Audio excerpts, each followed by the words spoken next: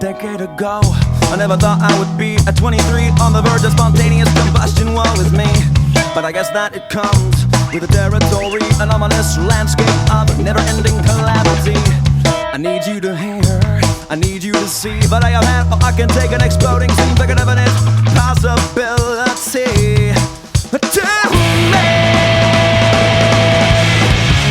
so pardon me while I burst into flames. I've had enough of the world and its people's mindless caves. So pardon me while I burn and rise above the flame.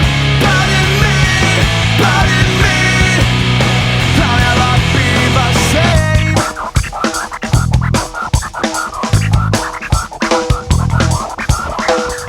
Now 2 days ago, I was having a look in a book and I saw a picture of a guy right up above his knee. I said I can relate, cause lately I've been thinking of combustication as a welcome vacation from the burdens of the planet Earth, like gravity, hypocrisy, and the perils of being in free.